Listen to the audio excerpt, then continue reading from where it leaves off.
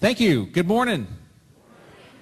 And welcome to One Community Spiritual Center here on this Labor Day weekend. And I thought since it is Labor Day weekend and we celebrate the workers, that we would sort of focus our thoughts around working songs. Working Man Blues by Merle Haggard, and this song Mill Worker that was written by James Taylor, actually. And so I thought I would start out with a little exercise that we all could do. And I want to ask everybody who believes that God is unlimited and abundant in every way, if you believe that, would you stand up, please?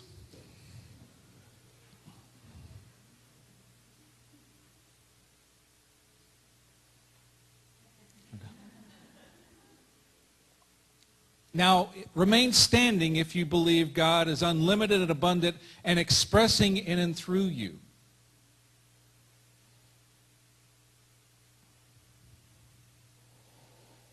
Now, remain standing if you've never said, I'm broke, I need money,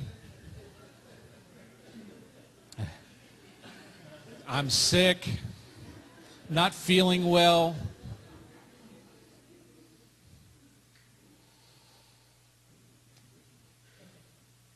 Do we really believe we can change our life and our circumstances with our thoughts, or are we just giving our beliefs a lip service? Somewhere there's that level of faith that we have that made everybody stand up, but we sometimes don't fully express that, and we find ourselves challenged. So I thought, since this was a workers' theme today, I would share with you 3 work stories of my own and how I sort of had that stand-up, sit-down experience in my own life. You don't think I'm enlightened all the time, do you?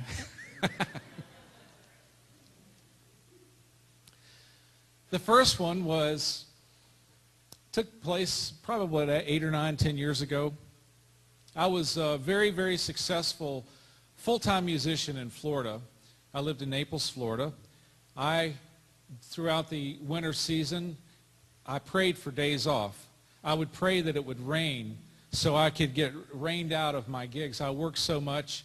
I remember one time I worked 47 days in a row, averaging about 9 to 10 gigs a week.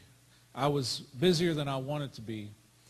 And in my experience as a musician, and if I heard the song Margaritaville again, I was going to just throw up right on the spot. But I became a mill worker. My guitar wasn't in a factory. My guitar was my factory. That was my tool. And I had that mill worker consciousness where I was just going through the motions, where I was showing up every day, doing my gig, and I began to not feel so happy about doing music.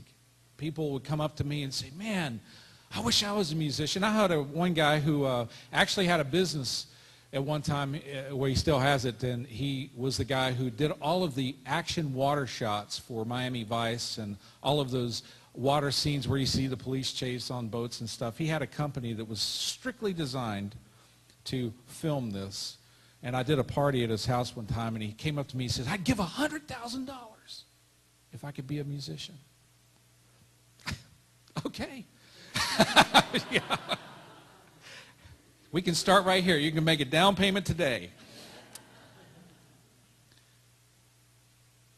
But for some reason, I was doing this so much that it became so monotonous and so uninspiring that I was showing up at my gigs, and I started having a physical resentment. My stomach would start not feeling too well.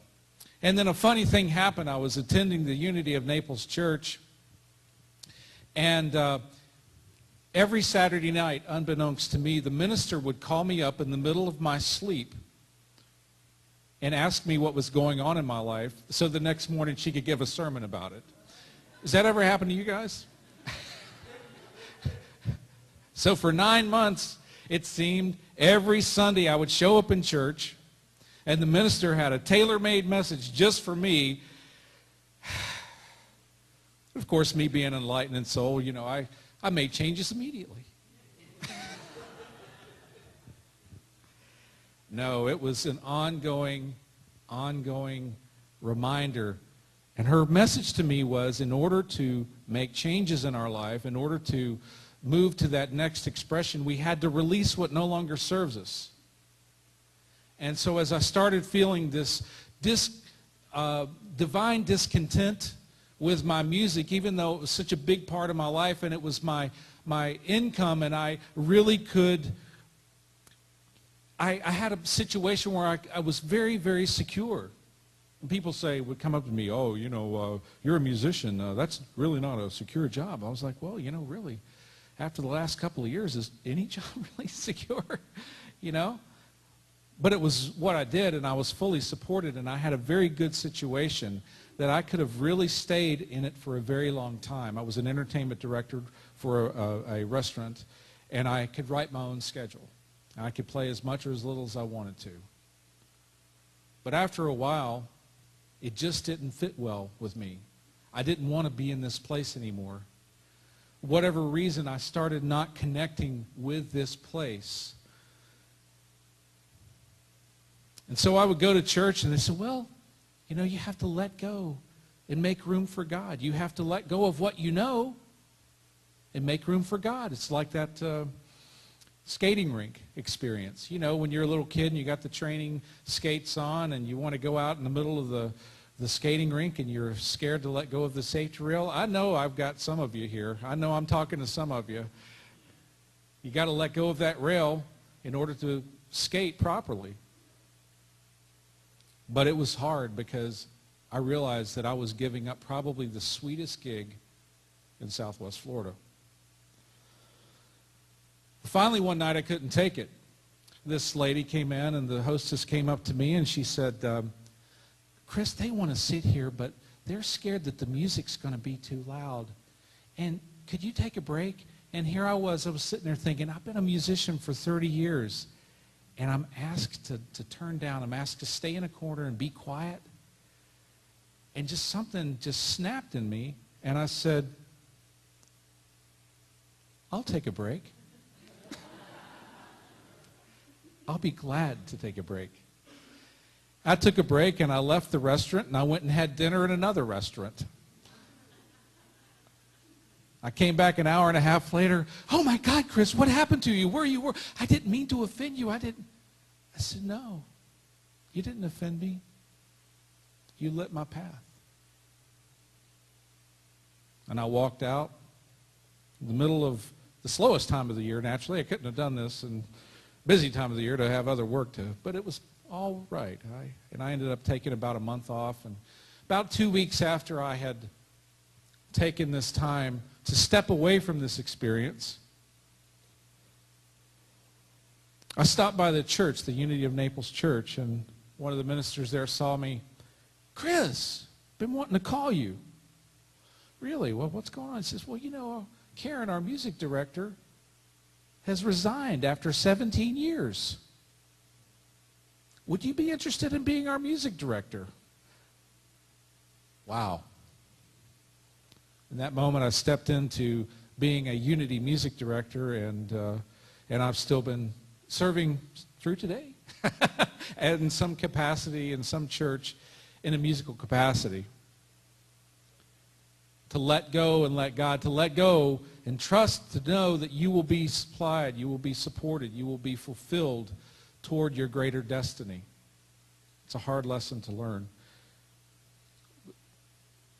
how to trust.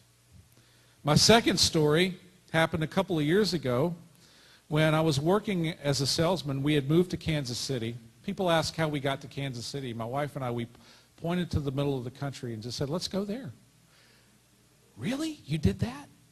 Yes, we are that crazy.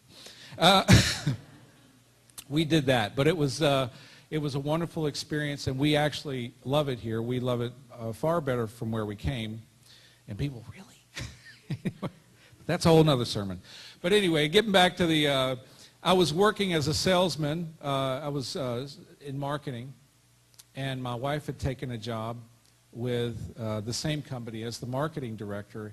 And as she took that job, I thought, wow, this may be a perfect opportunity for me to maybe start to branch out and do more work regionally with my unity music. I really wanted to put forward that in the world.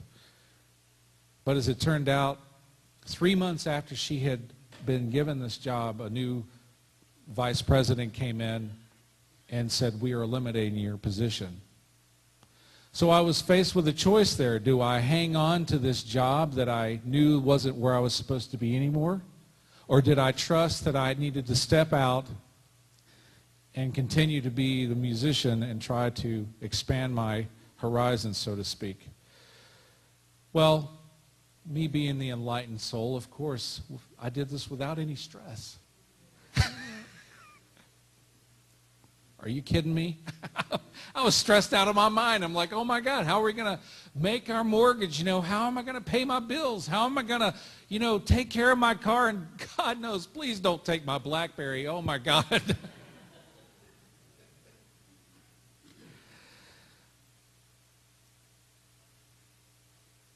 And I was stressed as I went on the road. I would wake up every morning and my head was throbbing. And I was just worried about how I was going to make it. And then about 5 weeks into my trip, I realized what was causing my stress. It was my attachment to this physical world. It was my attachment to my house. Oh my God, I'm going to lose my house. Oh my God, I may lose my car. Oh my God, I'm not going to be able to make all my bills. How are we going to have food? And when I realized what was causing my stress, why I was stressed over this, I started to imagining, well, what if I didn't have my house? What if I didn't have my car? What if I didn't have a cell phone? All these little amenities. I'd become a slave to these things without really realizing it. We just sort of, what if I didn't have cable TV? And in that awareness, I was able to relax and say, I'm just going to let it go. I can't worry about that. I'm going to let it go. And the stress left me. And the funny thing is I didn't lose my house. I didn't lose my car. I didn't lose those amenities that I was used to. Our quality of life didn't really diminish at all. But my quality of life surely improved with the awareness that I had a serious connection to this physical realm. I had a couple of Bible verses here.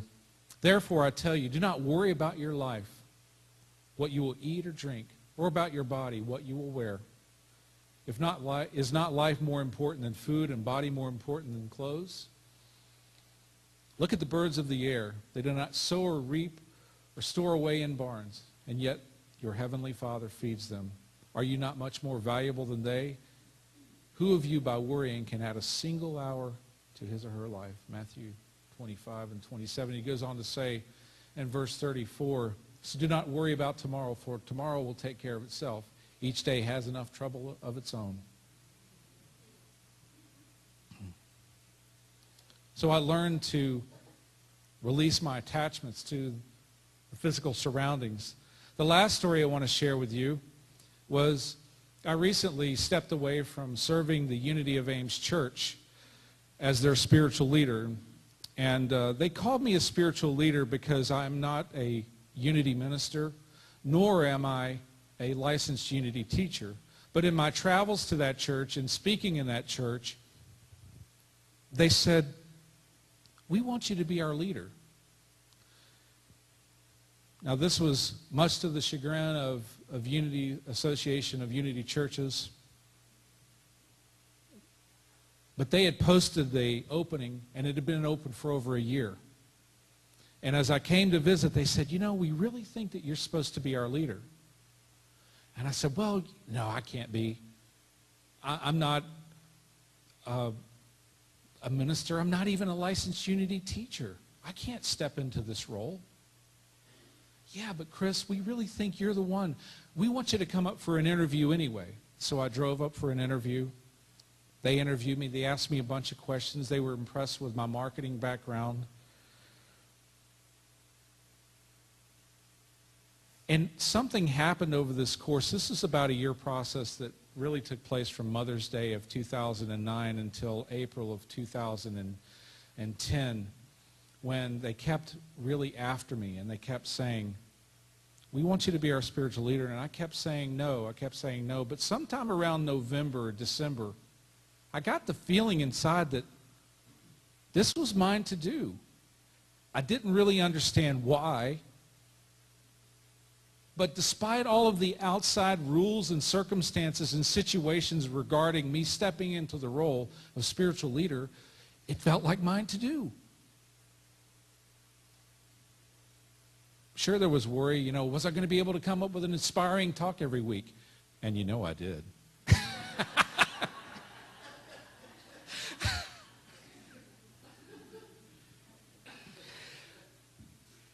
Was I going to be able to come up with the right music? Was I going to be able to grow the church? Was I going to be able to move them forward? There was a few people that resisted this outrageous notion that I step into this role, and they said, well, we're willing to give you a try on an interim basis. We want to give you a provisional contract with the understanding that if another Unity minister steps forward, we have the right to interview them. And I said, hey, go ahead, that's fine. I totally understand, and I totally support any interviews that you want to do. And so we moved forward together, and over the course of the next year, I was pleased that the church regular membership continued to increase. We went from having about 15 to 18 people to having close to 30 on every Sunday. We also were able to introduce an audiovisual system to that church. And one of the finest moments that I had right before I left was, as a community, we put together a talent show that was a benefit for the Unity of Joplin that had been destroyed. And as this little community of 30 regular members, we raised $1,200 for the Unity of Joplin. We were living big.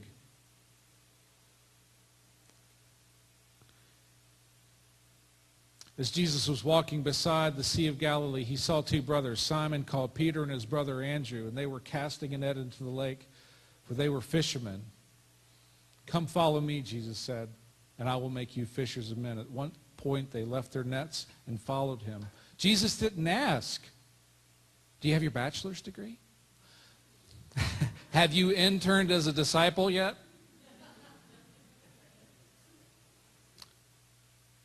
I leaned a lot on this verse, feeling like I was called forth to step into this grander role than I saw myself. Each of us have this greater awareness of ourselves from where we are right here, but sometimes we let fear get in our way. And we say, well, I'm not qualified. I wasn't qualified to lead a church, but I felt it within me. And whatever that is you feel within you is far greater than what the world says it is. I know there's somebody out here probably that wants to step into a new role, but doesn't feel quite qualified enough, but yet they feel like, yeah, this is mine to do. My advice is to step forward. Ask questions later. What's that old saying? It's easier to ask for forgiveness than it is for permission. I love that. So I thought in closing today we would affirm this together. God, and let's repeat this together if we can. God is an unlimited, abundant God expressing through me. I release what no longer serves me and claim my good now. I let go of fear-based thoughts and move in the direction I feel divinely led, knowing that I am supported in every way, and so it is. Amen. God bless you.